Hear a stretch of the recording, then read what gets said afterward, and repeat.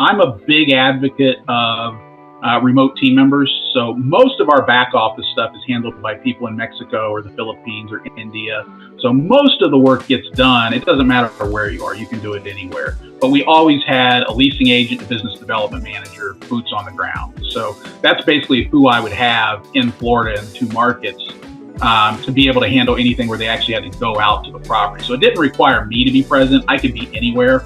In fact, I travel a lot, so rarely am I actually where my properties are. So I'll be handled by those boots on the ground for that stuff, or by people, offshore for all the back office stuff.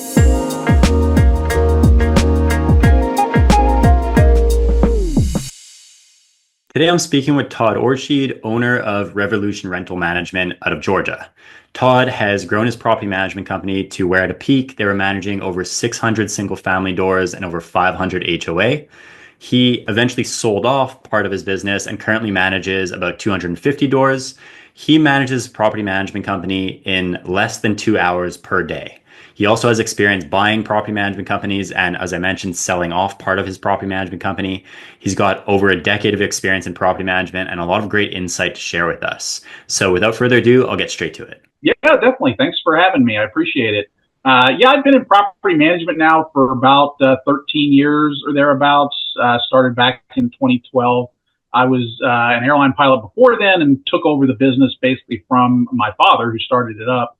It was just a small sort of side business he had as a real estate agent back in those days. And I took it, grew it, expanded into multiple markets at one point. Aside from the property management business, I've also done consulting work. I owned a maintenance coordination company. So I've done a number of things in the property management industry over the years.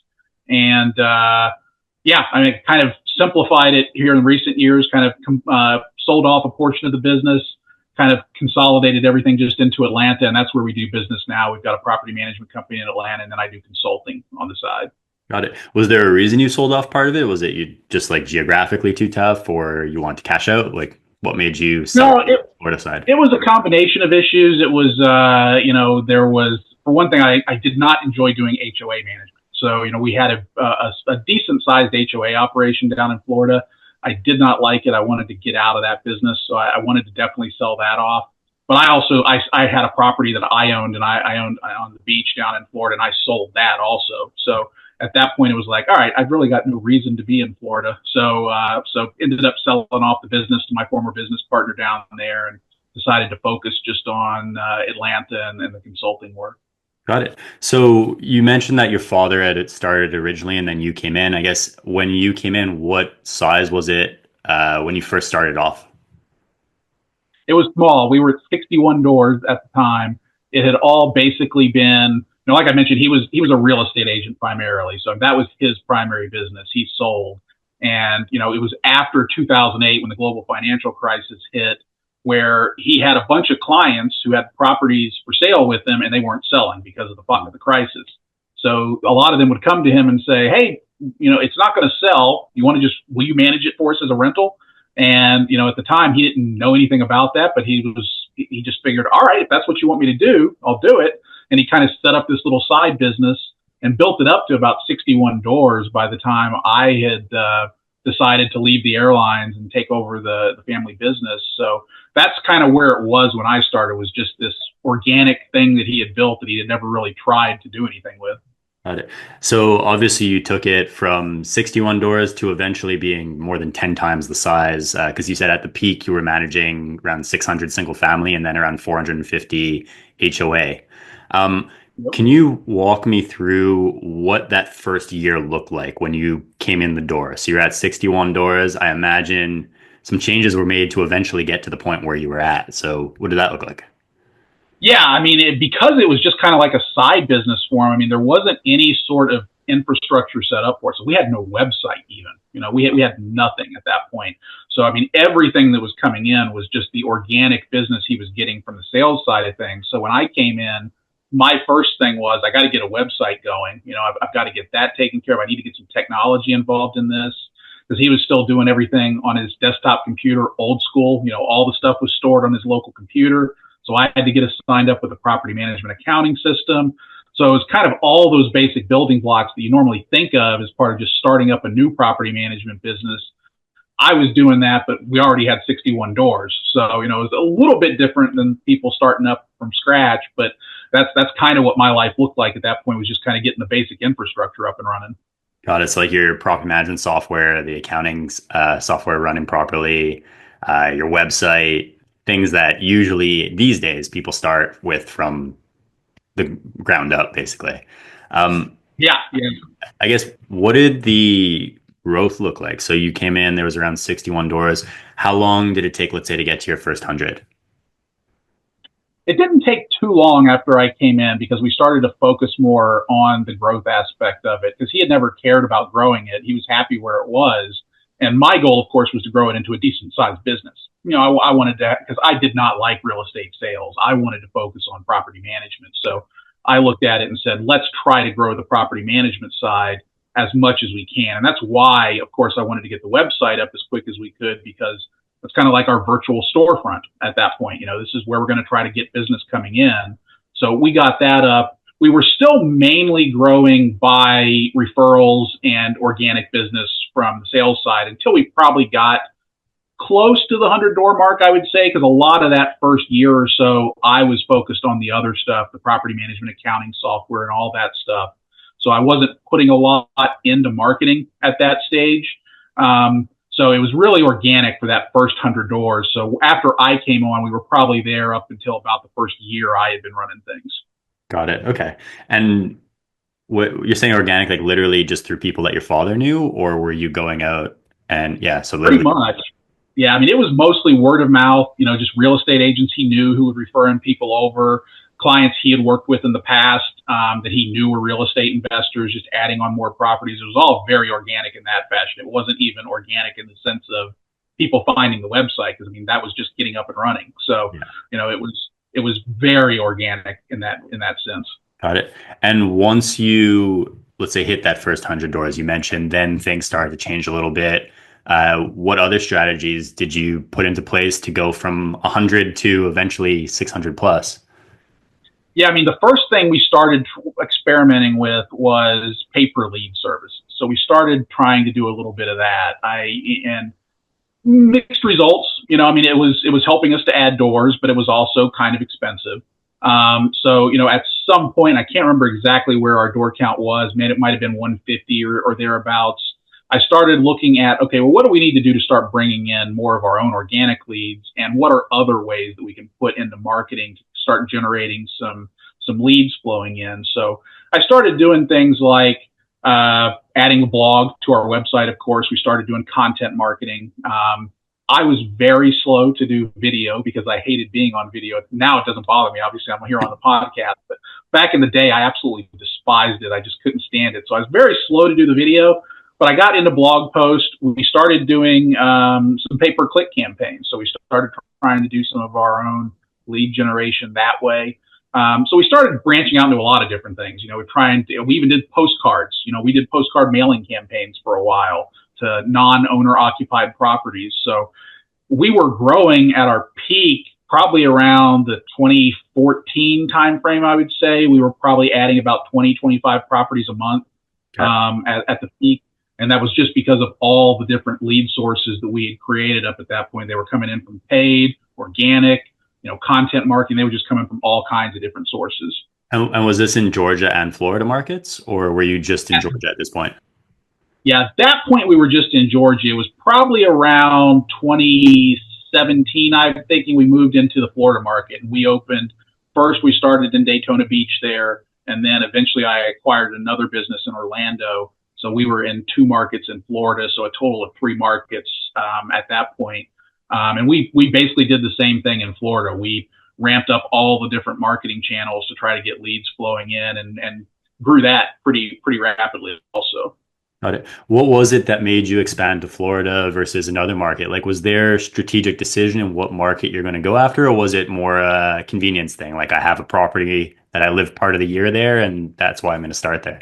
What'd that look like? Yeah, I wish I could say it was some sort of beautiful strategic vision that I had, but the reality was I bought a condo on the beach in Daytona Beach, and I said, wouldn't it be nice if I could come down here and it'd be tax free? or tax deductible. And I figured, all right, let's open an office. And that's what we did. And at first only grew it. I think when I started off, my goal was to grow it to about 100 or 150 doors down in that market. And we got to that. But then I had an opportunity to buy a business in Orlando, which is actually named Revolution. That wasn't the original name of my company. But I bought a company called Revolution in Orlando and rebranded the entire business that name. So ended up being a lot bigger in Florida than we originally planned to before I eventually sold it off. How did you manage that logistically? Because from what it sounds like, you're part of the year in Georgia, part of the year in Florida. Obviously, it's tough to manage a property that you're very far away from. So how did you pull that off? So we did have local staff. So, I'm a big advocate of remote team members. So most of our back office stuff is handled by people in Mexico or the Philippines or India. So most of the work gets done. It doesn't matter where you are. You can do it anywhere. But we always had a leasing agent, a business development manager, boots on the ground. So that's basically who I would have in Florida in the two markets to be able to handle anything where they actually had to go out to the property. So it didn't require me to be present. I could be anywhere. In fact, I travel a lot, so rarely am I actually where my properties are. So I'll be handled by those boots on the ground for that stuff, or by people, offshore for all the back office stuff. Got it. At what point, so obviously going to plus 600 doors, there were probably certain points where your operations took a kind of a dip where you're like, oh, wait, we have too many properties for how we're set up.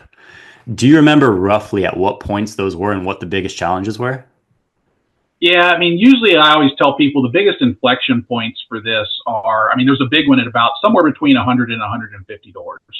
Somewhere right in that range, you start to realize, all right, just doing this all from memory and doing this myself, that doesn't work anymore. I'm going to have to do something else to make this more systematic. And then that's the phase where you start to bring on additional team members. You have to start putting checklists together to make sure things are getting done. So that's the first big one. The next one I always say is somewhere around 400 doors is usually where I think there's another big inflection point, where you start to get to the point where you can't really manage portfolio based anymore. Because what I had always done was, you have a property manager who's responsible for their properties, and then they do the leasing, the rent collection, the account, they do everything for their portfolio of properties. So that's what we did for a while. We probably had 4 portfolio managers, each managing about 100 properties.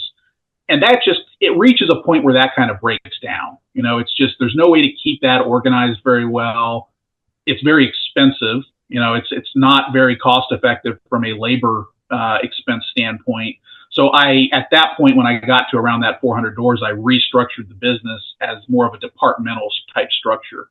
And I found that worked much, much better as we continued to grow beyond that up to that, 600 door level. It made it a lot easier to just, okay, we need another leasing agent, so we'll add another leasing agent. We need someone else to handle application processing. We'll just hire another one of those people. And it's all kind of siloed into those individual categories. Much easier to train, much easier to keep track of. And, I always find that that's a big inflection point. Now, when I do consulting work, the next big inflection point is somewhere around 800 to 1,000 units. And right around there, you're no longer a property manager anymore. Now you're a people manager, for lack of a better term. At that point, you got to be completely out of the day-to-day of managing property, and you're just managing your team. So I think those are kind of the big, landmarks on the journey. Somewhere around 100, somewhere around 400, and somewhere around 1,000 doors. Would you say, so you spoke about portfolio versus departmental. Would you say that under that 400 door mark, it's almost impossible to do departmental because to have that many staff isn't as feasible? Or would you have changed things and done it earlier? I think you can do that earlier. It doesn't make sense to do it when you're very small. If you're only 150 doors, it doesn't make sense because there's not enough of everything to silo it into different departments. But I think you can, if you get to a range of 200-300 doors, it can make sense. You have to be efficient with it though. So you've got to offshore, you've got to have very efficient labor costs. You've got to automate as much as you can. If you're not doing those sorts of things, it'll be a lot harder to departmentalize at that size. But if you're doing those things, it can still be done. Okay, got it. And I guess at this point, so you mentioned that you sold off the Florida division and now you're around 250 doors, if I'm not mistaken. Yep. What does your day-to-day look like now? Are you now back into managing properties, or do you have things streamlined to the point where you're just getting a call every day with an update, or can you walk us through a little bit what that looks like? Yeah, so it's I do very little in property management. So there was actually a time during COVID, and we still actually had 600 doors at this point. This was 2021, where I was just like I was bored out of my mind. I was like, we're all locked down. I've got nothing going on. I'm just bored. So I literally hit the road on a road trip for like 5 months, and all I did was I checked in for about an hour a day, and the rest of my day I would just be driving around, seeing national parks and all that kind of stuff. And that's kind of carried over. I mean, today I still probably only spend about 60 or 90 minutes of my day on the property management business at the beginning of the day. So usually what I'll do is I'll check in with my team at the beginning of the day, find out if there's any fires that we need to put out, anything that needs my input. But basically after that, by 10 o'clock in the morning, I'm pretty much done with my PM business, and I can then go and work on consulting work, content creation, anything that I want to do that does, because they just don't need me most of the time. The team's able to handle almost all of it themselves. So, what does your team look like for you to be able to basically manage the whole company in an hour, hour and a half per day? Do you have like a CEO, or can you walk me through kind of what the roles are and how the work's broken down? Yeah, so we've got a director of operations who today is actually my wife. So she does a lot of that. For the longest time, though, it was actually a remote team member. So for several years, I had someone in Mexico who was actually our director of operations who ran the entire business. He only needed me for like major decisions that required a real estate license. Everything else he was able to take care of and overseeing the business. So we've had a director of operations now for probably, I'm thinking probably somewhere around 8 years, something like that. We've had that going on, which has really allowed me to pull myself out of it. And then everything else is kind of divided up by role. So like I said, we've got biz dev. We have two BDMs. We've got a leasing agent for boots on the ground, and we've actually got another part-time at this point also as we're growing again.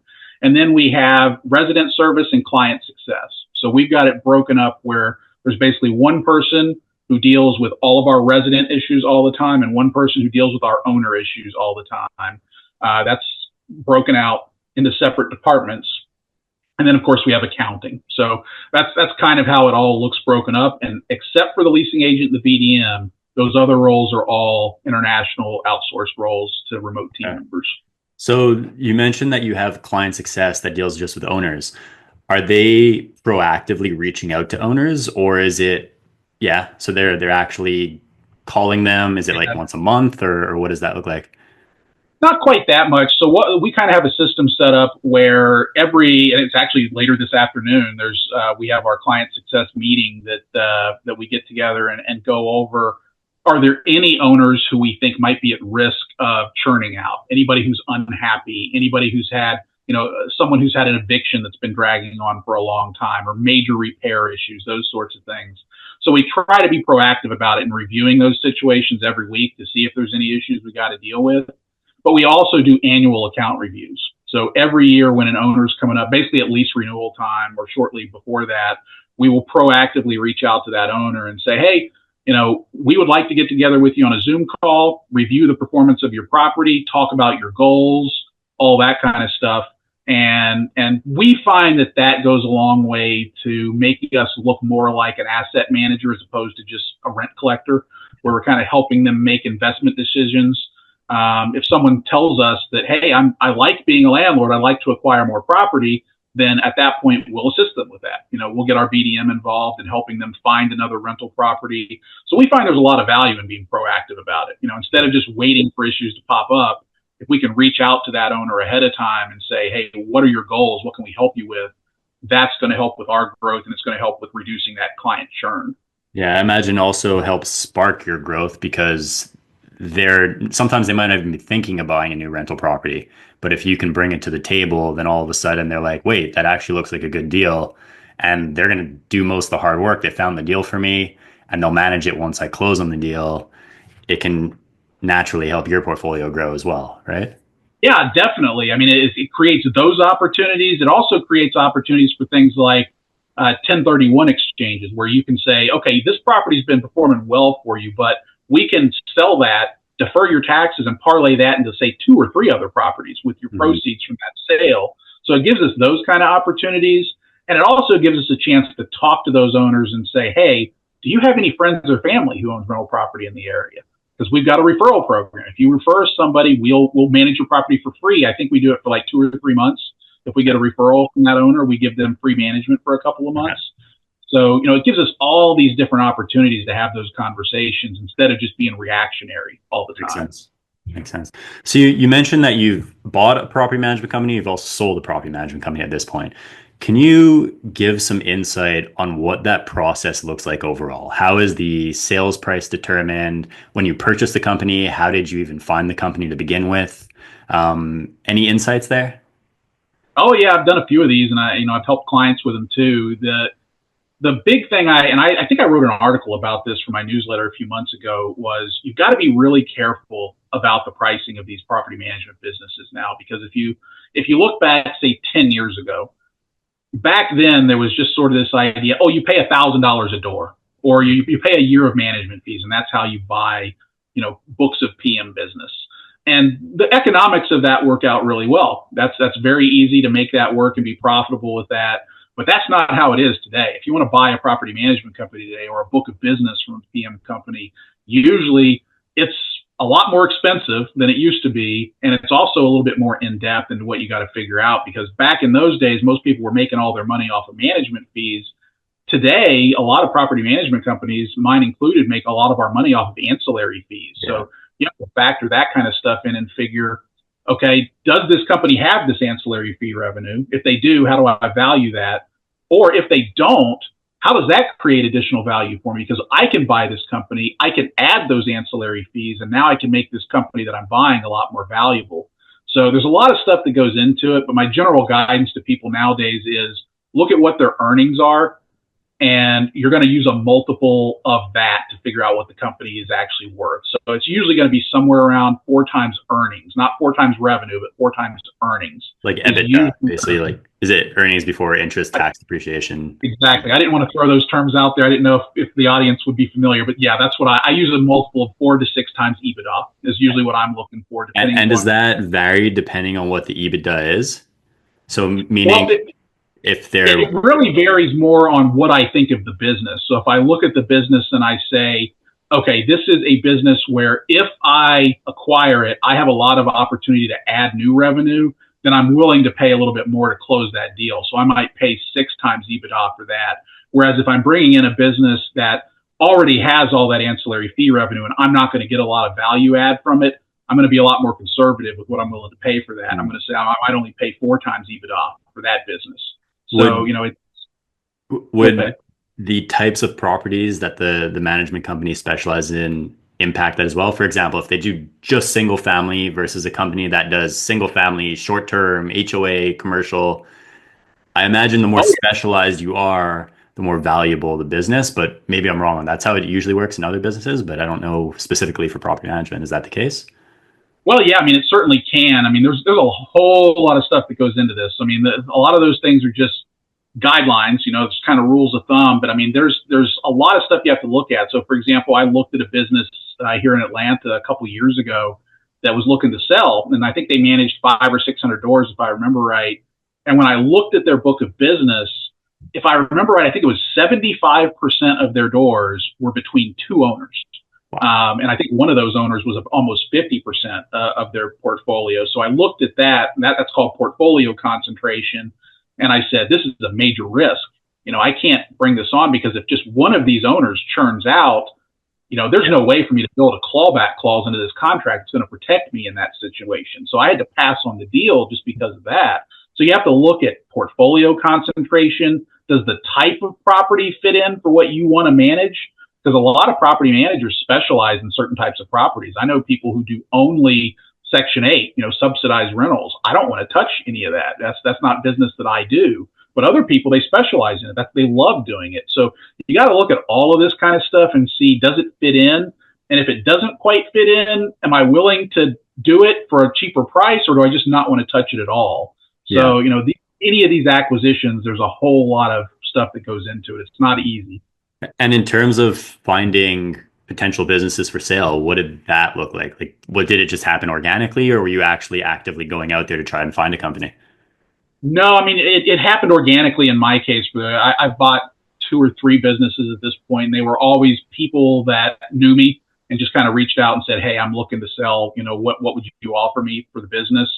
I'll tell you, those are usually the much easier deals to close. If you go out and you're actively looking, there's a lot of opportunity out there. I mean, there's plenty of people who are willing to sell at current valuations, but they're usually expecting a lot more money.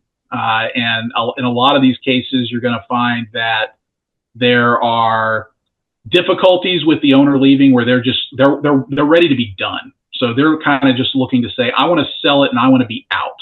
And if that's the case, that makes the transition a lot more difficult because all of those owners are used to dealing with that person. So if it's just a hard cut that on this date they're gone and we're taking over, your churn's probably going to be a lot higher than if that person stuck around for a little while and was willing to kind of be the intermediary. So, some of those kind of things come into play if you're out there actively looking for PM companies and trying to sell people on selling to you. You're going to end up with more of those kind of situations than you do with just the organic, friend of a friend who reaches out and says, "Hey, I'd like to sell the business." And usually in those cases, you can try to work something out where they stick around for 6 months, you pay out over time. Those kind of things are usually a lot easier in those cases. And is that what you would generally recommend, like trying to negotiate into the deal that the owner sticks around for 6 months? Is that, Usually, yeah. yeah. Usually I would recommend 6 to 12 months, something like that. It's just, there's always this situation when you're doing an acquisition where if you've ever read that book, Who Moved My Cheese, it's kind of in that vein where people look at it and say, well, I signed up with this property manager and now they sold my account to somebody else and I didn't have any say in that. So I'm just mad about that. And you're going to have people churn just because of that. Even if your service is better, even if everything that you're doing as a business is better than the original PM company, there's just something that sticks in their craw about they didn't have a say in their account being sold to someone else. Yeah. So Especially, having that, especially in property management where it is more of a personal business, right? They want to feel like they know who they're working with. exactly. It's not like real estate sales. This is a relation business. So when that relationship goes away, that's very difficult for a lot of people to deal with. So I've always found if they can stick around and help to kind of soften that blow for a little while and ease people into the new ways of doing things in the new company, you're probably going to have a lot lower churn than you did if it was just this hard break. That makes sense. Appreciate the insight there. So you've been in property management now for a while, of course. I guess in your time working in property management, what's the craziest story that you have for us? The craziest encounter you've had or whatever that might be? Yeah, I would say there's a few, but one I would say that immediately pops to mind that actually made us change one of the policies we have. We had this property that I think it was a septic repair, if I remember. I think we had to replace the septic tank, and this was a property in Florida. And when the bill came in, it was basically what they expected it to be. I think it was like $500 more than what the original quote was or something. The owner flipped out and they were screaming and hollering and they were going crazy about this. And we ended up getting a phone call from the vendor, and the vendor calls us up and says, "Hey, there's this crazy guy at our front door. We've had to lock down. This guy's beating on our door. He's trying to break into our office. He's screaming about some repair we did at his house. What do we do?" And we tried calling him and calming him down, and he was just going crazy. The vendor ended up having to call the police. He got arrested because he would not leave this vendor alone because his repair bill was just a little bit higher than what he was expecting it to be. Wow. And as a result, we had to change our policy. We won't tell owners who vendors are that work on their properties anymore because we don't want them showing up at the vendor and screaming and getting arrested. Wow. So, there's all kinds of crazy stuff that happens, man. It's nuts. Yeah, that sounds like, I'm guessing probably an owner you didn't want to work with after that. Yes, we did not work for him or work with him very much longer. Yeah, that's crazy. I've never heard of that one. Okay. Yep. So obviously with property management, it is somewhat of a cash flow business. What are you doing with that cash flow? Are you investing it into other real estate deals? Are you investing into other businesses, into stock market? Like, what does that look like for you? I mean, honestly, right now we're reinvesting a lot into the business because we're back in growth mode again. So we're Okay. spending somewhere around $10,000 a month on marketing right now to spur growth along. So a lot of it's going to that. Where is that $10,000 broken down into? Like, what are you investing in? It's a lot of pay per lead at this point. So we've got a few different companies that we use for that, or two or three different companies we use for pay per lead. We also do some Facebook advertising, some LinkedIn advertising. So we run our own ad campaigns on there. So we pay for Nice. that. And I've actually hired my own in-house marketing person at this point. I don't recommend most people do that. Most people are better off using a company like Upkeep. But, I was at the stage where I was looking at it and saying, we're probably going to be growing long term. And I want to have somebody in-house just because it's easier for me. So I did that. So that's a couple $1,000s because that's a remote team member Okay. of that. So probably about $8,000 is going into pay per lead, paid ads on Facebook and LinkedIn, postcards. It's kind of a lot of different things we're doing there. Got it. Have you seen one working better than the other yet, or is it still pretty new and trying to figure that out? I'll tell you, we've seen that since we've started investing a lot more into our SEO. We're spending a lot of time on really trying to focus on the keywords that are performing well for us and focusing on those. We've seen our organic lead flow almost double over the past year as we focused on that. Awesome. So and that's low cost also, as you know. I mean, it doesn't take a lot of investment in order to get a big return on that. So we've seen that growing a lot. We have not had a lot of luck with LinkedIn. So I would tell people we've experimented with that. We haven't been able to have a lot of luck there. We've had a little bit of luck with Facebook, and postcards are actually still remarkably effective.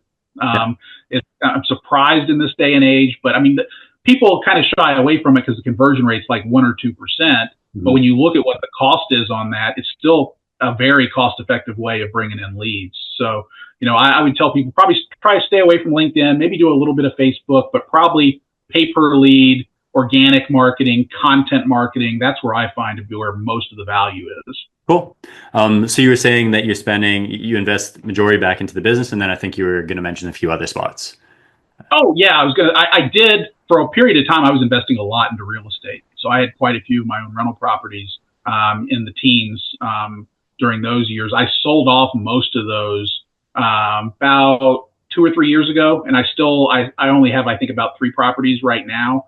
But I was doing that for a while. I'll probably get back into it if the price is correct at some point in the future. But right now, I just look at it and I think real estate's a little too pricey at this point. So any other investing we do is going into usually the stock market and just index funds. Got it. So if you can go back in time to when you started this journey, what is the one thing that you would change to help yourself succeed at a faster pace, whatever your definition of success might be? I would probably say I would probably have someone who was a dedicated business development manager much sooner in the business, because early on, the people who were bringing on new business were portfolio managers and their attention was always diverted. So they were never able to focus their full attention on business development and bringing in new clients.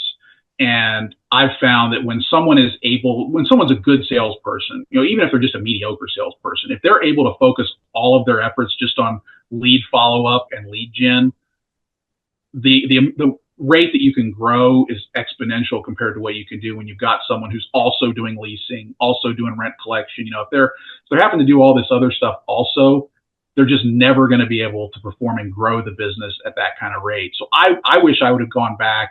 If I could go back, I would bring on that full-time business development manager much sooner. Makes sense. I mean, if your focus is split between 5 different tasks, you're not going to become excellent in any of them.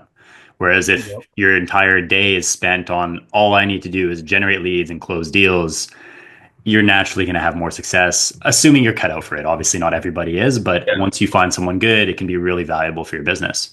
Definitely. Any departing words of advice for other property managers, or if they wanted to reach out to you, best place for them to get in touch?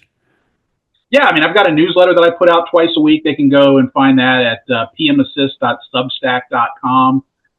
They can also email me, Toddo, at revolutionrm.com if they want to reach me. But as far as parting words, I would just say I think this is a fantastic time to be in property management. I've seen a huge growth in the number of accidental landlords out there right now. So I would just tell people now is the time. Don't let this opportunity miss you, because we had that period of time after the global financial crisis when you could grow a PM company super fast. But then there was that other period of time, from the late teens for a few years where it kind of stalled out. Take advantage of this period of time. Go out and get as many leads and close as many deals as you can, because this is a good time to do it. Awesome. Thank you so much. Really appreciate your time. Thank you. Appreciate it.